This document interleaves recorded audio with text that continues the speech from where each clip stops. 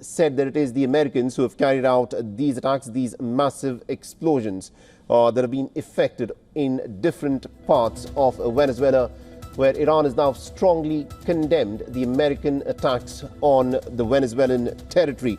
The Americans haven't yet spoken on what they are trying to hit in Venezuela. This is something that the American military needs to come forth and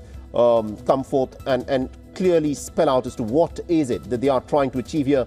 But Donald Trump's favorite news channel, Fox News, has now said that the American military officials, they're not naming who these officials are, have confirmed that they did indeed carry out these attacks on Venezuelan soil. So this is what we have with respect to what the Americans have said so far. Donald Trump, who loves to put out social media posts, who tweets probably more than any other leader at the moment in the world, and who tells the world everything that is there on his mind, so far has not put out any tweets. It's been a little over 3 hours since the Americans carried out these massive attacks that you're looking at on your screens on Venezuelan soil, and there's not a single social media post either by the American political leadership, that is Donald Trump, Pete Hegseth, etc., or by the American military leadership yet.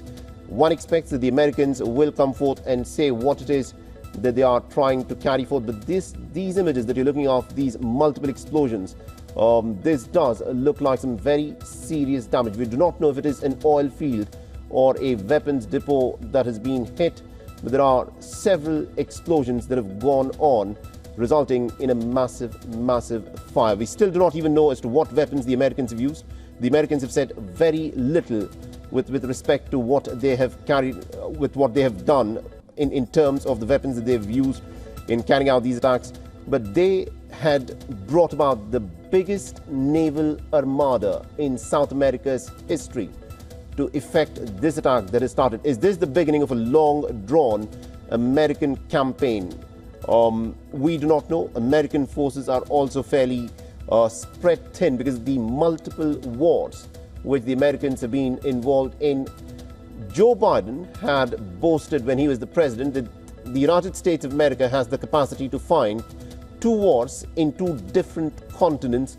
Now, looking at what is unfolding, it does appear that the Americans are fighting not in 2, but in 3 wars, which are currently either actively ongoing or are simmering. The Americans are backing the Ukrainians with the weapons. The Americans have been backing the Israelis with the weapons for the war that they effected on the Palestinians in the Gaza Strip, and also the 12-day war that the Israelis fought with the Iranians. And there is preparation that is ongoing for probably round 2 of a Iran-Israel conflict. If you listen to what Netanyahu has been talking, that is what he appears to be itching for.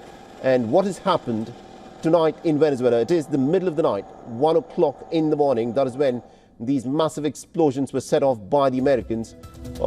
This is a new war that the Americans have begun in a different continent, and we need to wait and watch as to what the Americans have to say about this conflict. How much of an appetite is there amongst the American public, which itself is dealing with a cost of living crisis, where the American society is dealing with jobs not being there for people who are looking for jobs. And this is a new war that has been unleashed by the American President Donald Trump, someone who likes to characterize himself as a president of peace.